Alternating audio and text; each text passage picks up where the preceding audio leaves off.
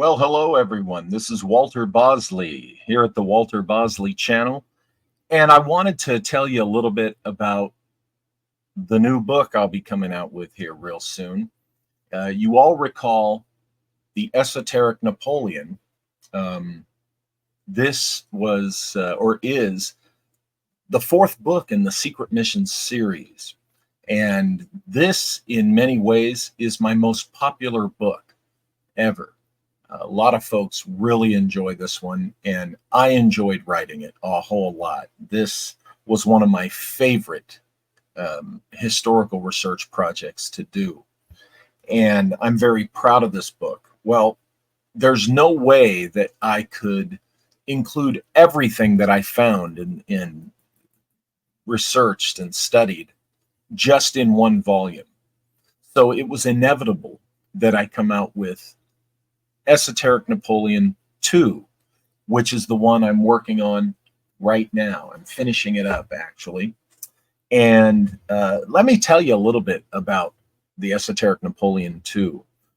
First of all, if you haven't read the first one, what do I do with the first book? Well, I set up the fact that Napoleon Bonaparte has been the target of 200 years of slander, quite frankly. And this is not an idea that's new with me. At least since the 1970s, this is going back 50 years, there has been increasingly a call for rehabilitating the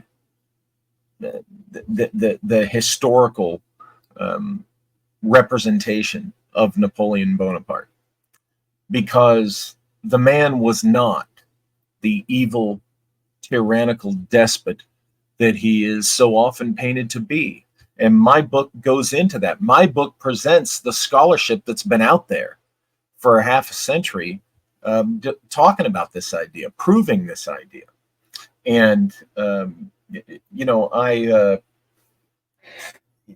my research, one of my favorite books about Napoleon was written by a British historian, okay, who is probably Napoleon's greatest champion right now. And that's this guy, Andrew Roberts, in this book, Napoleon the Great. It's a fantastic source. There's Andrew Roberts right up there. Now, he's written other volumes on Napoleon Bonaparte. This is the big Napoleon the Great. And even though Roberts does not come across and say that Napoleon was perfect, he was, just this wonderful, godlike figure. He's also honest that the man was not, as I said, not a tyrannical despot. That the man deserves a more fair treatment. So this really intrigued me and excited me when it came to researching Napoleon and in working on my book. But that's not all. Rehabilitating Napoleon's reputation isn't nearly all of what the first book or even the second book was about. In this first book, there's a reason I title it Esoteric Napoleon.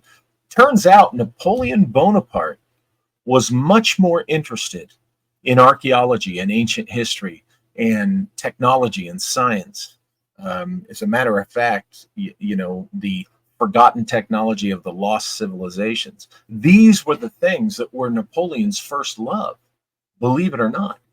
And these are the things he talked about in his life and was most fascinated with in his life. And so the Esoteric Napoleon is truly an accurate label to put on the man.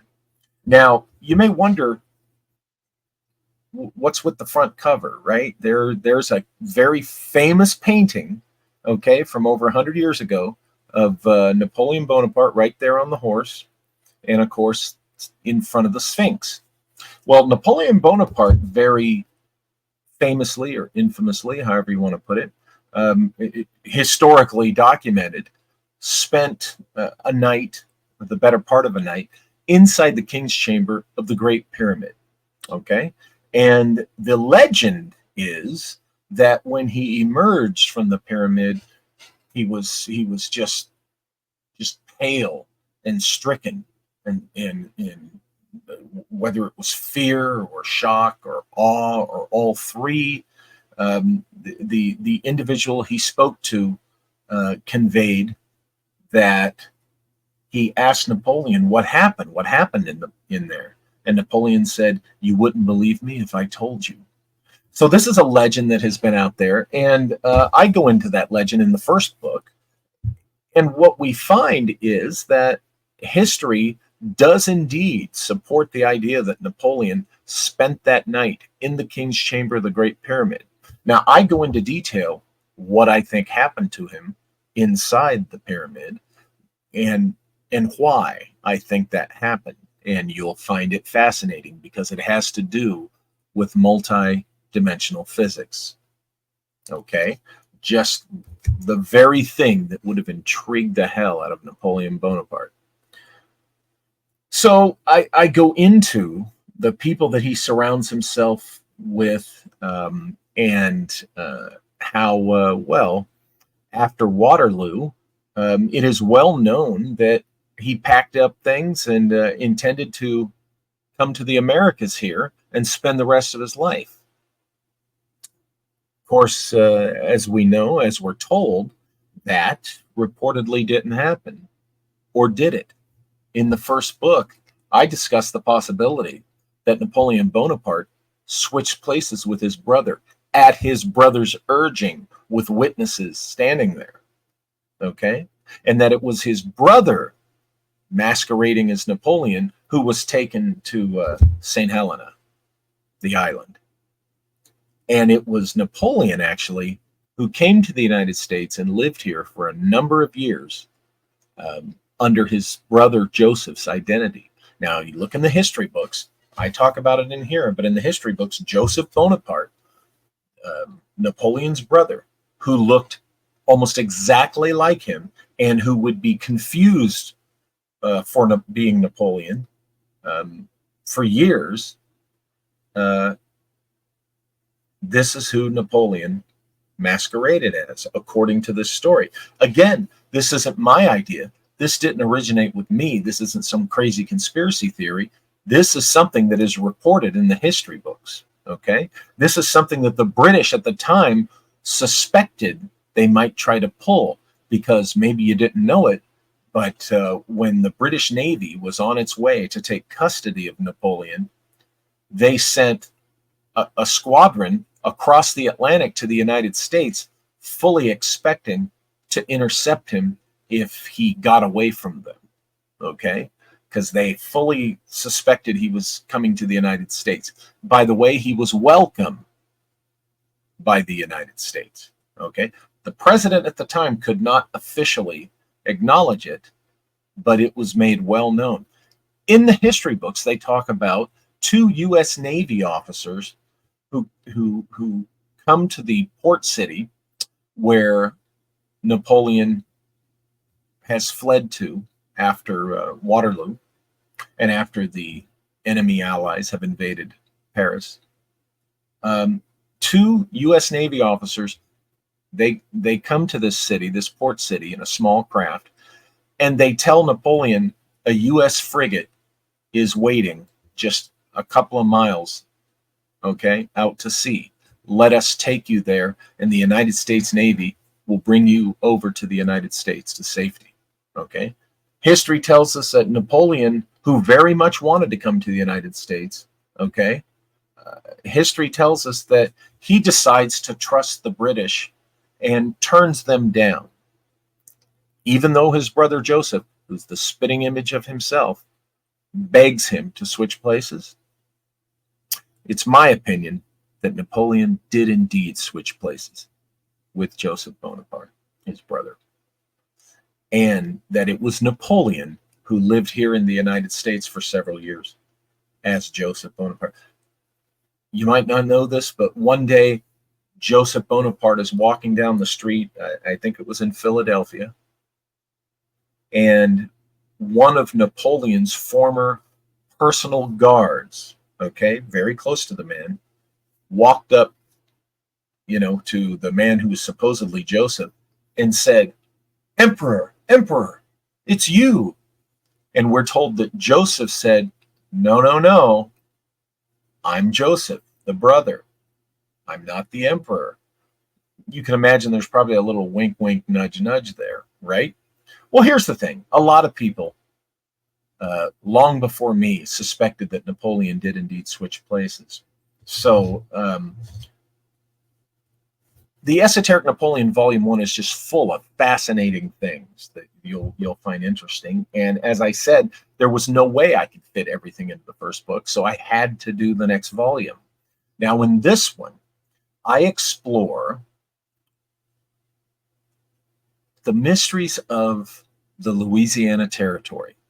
Now, if you know your history, you'll know that in 1803, Napoleon Bonaparte made a deal with the United States, more specifically with Thomas Jefferson directly, because Jefferson used executive privilege to make that sale. He did not get permission from Congress first. Napoleon sold the Louisiana Territory to the United States through Thomas Jefferson for a mere 16 million francs or dollars, or $16 million, I think it was. Okay. In dollars, not francs. I know the number was 16. This doubled the size of the then United States and served greatly to protect the young country from any more encroachments by the British. Even though 9 years later, the British tried it again, the fact that we had all that territory and we firmly controlled New Orleans and the Mississippi, we were able to protect our western borders from the British invasion.